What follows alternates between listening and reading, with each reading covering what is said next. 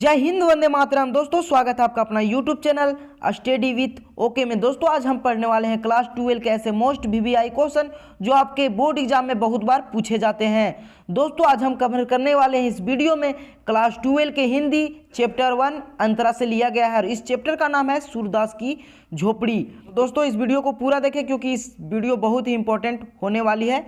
तो चलिए बिना टाइम वेस्ट किए वीडियो को शुरू करते हैं और क्वेश्चन नंबर 1 को देखते हैं क्या कह रहा है। सूरदास की झोपड़ी किस उपन्यास का अंश है? दोस्तों आपको पता होगा कि ये रणभूमि से लिया गया था और ये रणभूमि का एक अंश है।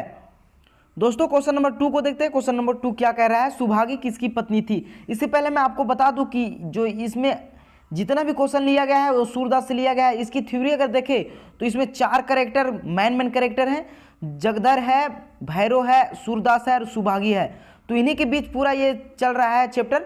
तो पहले देखते हैं, सूरदास जो थे वो उनका घर जला दिया गया था और ये जलाए थे भैरव जी।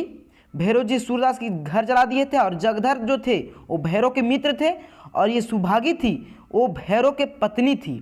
तो इन्हीं चारों बीच के कैरेक्टर हैं और इन्हीं के बीच पूरा स्टोरी चलेगा। तो चलिए देखते हैं, सुभागी जो थी वो भैरव के पत्नी थी। उसके बाद में देखते हैं क्वेश्चन नंबर 3।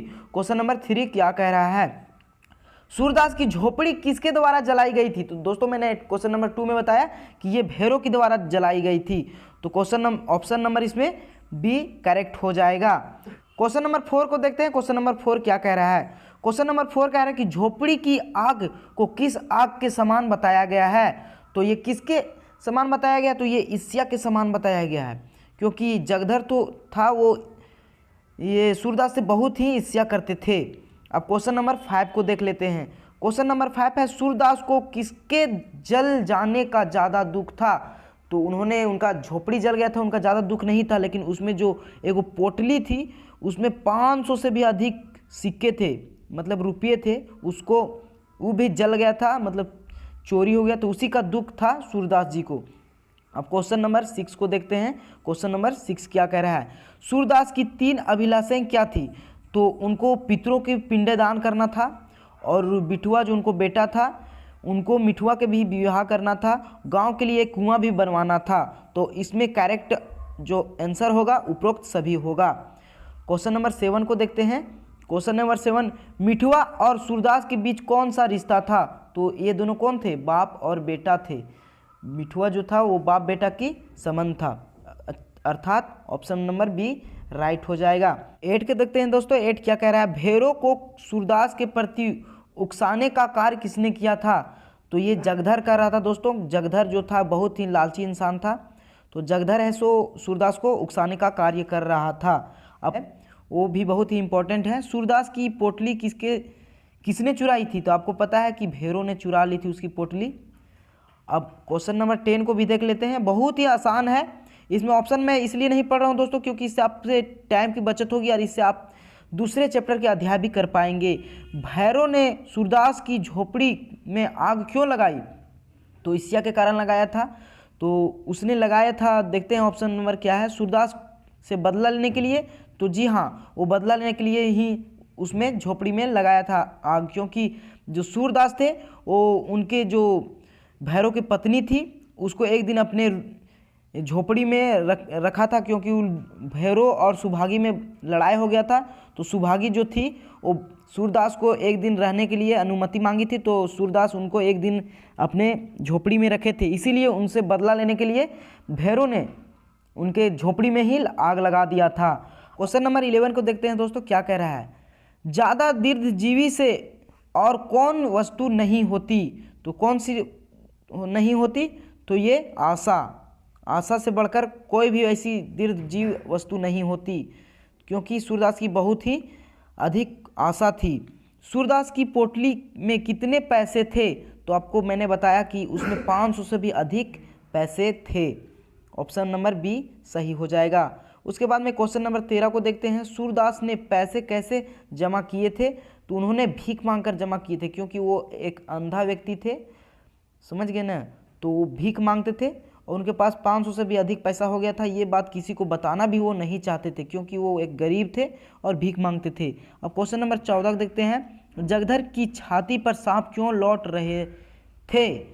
तो देखिए जगधर था वो एक लालची इंसान था और वो इसलिए उसके छाती पर सांप लौट रहा था क्योंकि वो पैसा सूरदास की पोटली में जो चुराया था भैरो, उसके आधा आधी पैसा करना चाहता था। भैरो ने पोटली को सभी पैसे आपस में रख लिया। तो ऑप्शन नंबर इसमें बी हो जाएगा सही, क्योंकि भैरो जो था वो पोटली को सभी पैसा अपने पास रख लिया था, इसीलिए जगधर को थोड़ा सांप लौट रहा था, मतलब ईर्ष्या हो रही थी, क्योंकि वो चाहता था कि उसे भी आधा इसमें मिले।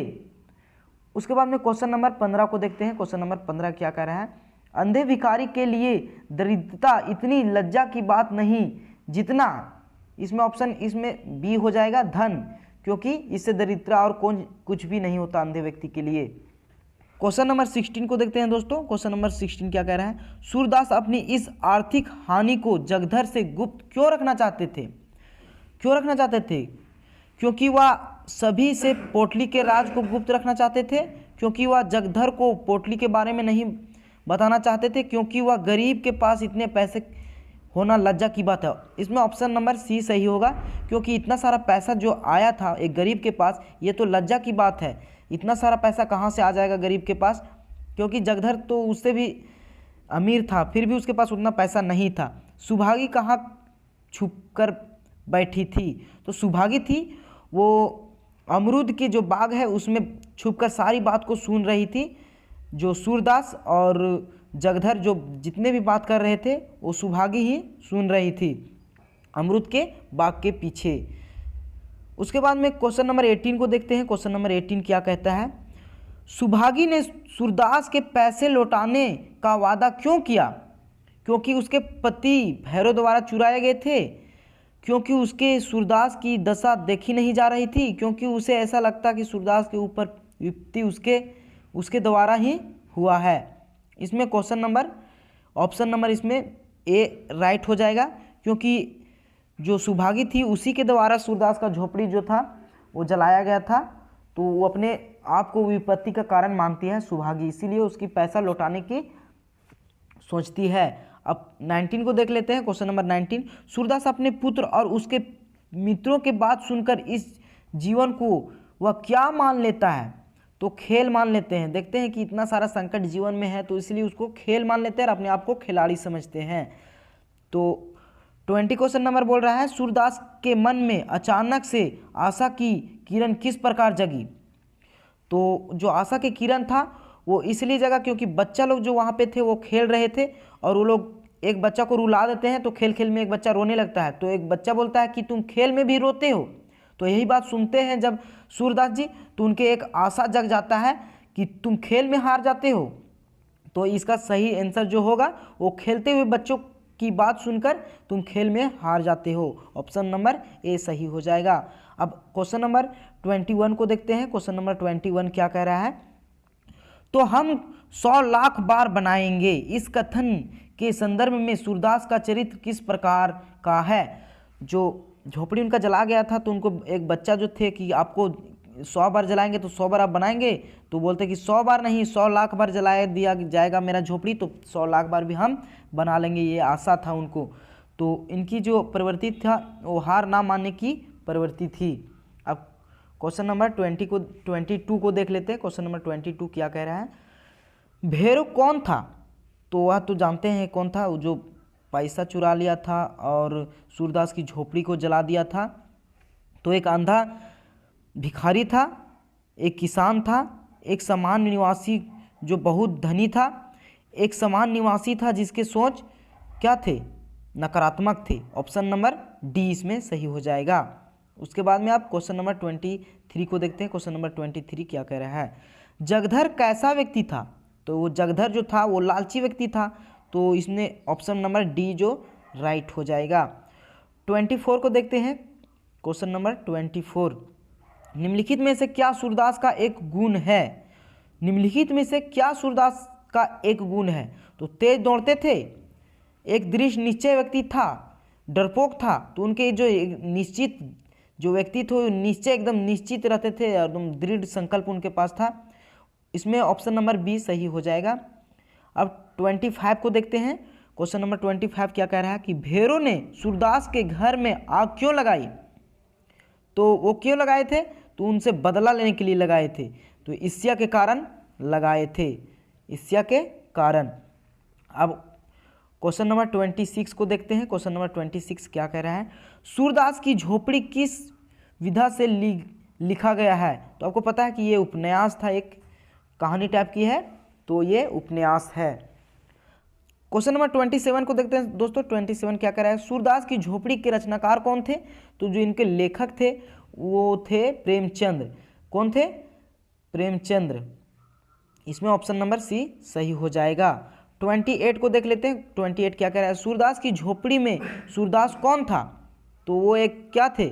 अंधे भिखारी थे। सूरदास जो थे वो अंधे भिखारी थे और भीख मांगकर पैसा जमा किया था। निद्रा अवस्था में भी जगती रहती है। इसमें जो है ऑप्शन खाली जगह ये भरेगा तो कौन सा रहेगा? तो इसमें हो जाएगा उपचेतना। उपचेतना इसमें सही हो जाएगा। 30 को देख लेते हैं। 30 क्या कह रहा है, झोपड़ी जलने पर सूरदास की दशा कैसी थी? तो वो कैसे थे? आश्चर्यजनक थे। ये ऑप्शन नंबर बी सही हो जाएगा, नैराश्यपूर्ण, क्योंकि वो बहुत ही निराश थे उनके झोपड़ी जल जाने के कारण। अब 31 को देखते हैं। क्वेश्चन नंबर 31 क्या कर रहा है, छाती पर सांप लौटना मुहावरे का अर्थ क्या है? तो आपको पता होगा कि ईर्ष्या करना, लालची करना, छाती पर सांप लौटना। ये छाती पर सांप जो लौट रहा था किसका लौट रहा था? तो जगधर का लौट रहा था छाती पर सांप, आपको पता होगा। अब 22 को देखते हैं। सूरदास विजय गर्भ की तरंग में राख के ढेर को दोनों हाथ से उड़ाने लगा, उनका क्या कारण था? वो क्या करना चाहते थे? दोनों हाथ से उड़ाने लगे थे तो झोपड़ी की राख को साफ करना चाहते थे, राख से खेलना चाहते थे। जीवन मर्म समझने के कारण उनका दुख समाप्त हो गया था। तो इसमें ऑप्शन नंबर सी सही हो जाएगा। 33 को देखते हैं। 33 क्या कर रहा है, चूल्हा ठंडा किया होता तो दुश्मन का कलेजा कैसे ठंडा होता? यह किसका कथन था? तो ये था नायक राम जी का कथन था, क्योंकि ये जो थे वो जगधर ये किनके, क्योंकि ये नायक राम जी थे, वो सूरदास जी को ऐसे एडवाइस दे रहे हैं, थोड़ा सा सलाह दे रहे हैं, तो उन्हीं जो कहे थे कि चूल्हा ठंडा किया होता तो दुश्मन का कलेजा कैसे ठंडा होता। अब 34 को देखते हैं। 34 भी बहुत ही इंपॉर्टेंट है। तुम खेल खेल में रोते हो, यह बात किससे कही थी? तो मिटुआ ने सूरदास से कही थी कि घिसू ने मिटुआ से कही थी? तो जो घिसू था वो अपने मिटुआ से दोस्त से कहा था कि तुम खेल खेल में रोते हो। उसके बाद में आप देखते हैं 35 क्या कर रहा है, गरीब की हाय बड़ी जानलेवा होती है, यह कथन किसकी है? तो ये जगधर जो था उनकी कथन है। यही जो है वो कह रहे थे कि गरीब की हाय बड़ी जानलेवा होती है। तो दोस्तों ये सारे 35 क्वेश्चन आपके लिए बहुत ही VVI इंपॉर्टेंट था। तो आप हमारे चैनल को जरूर सब्सक्राइब कीजिएगा, क्योंकि हमारे चैनल बहुत बेहतरीन तरीके से बोर्ड एग्जाम की तैयारी चल रही है। तो आप हमारे चैनल को सारे वीडियो को देख लें, उसमें बहुत सारे आर्ट्स वीडियो अपलोड किया गया है और बहुत सारे इंपॉर्टेंट वीडियो जो आपके बोर्ड एग्जाम में पूछे जाते हैं। तो चलिए फिर मिलते हैं आपको अगले वीडियो में, तब तक के लिए धन्यवाद। जय हिंद, जय भारत।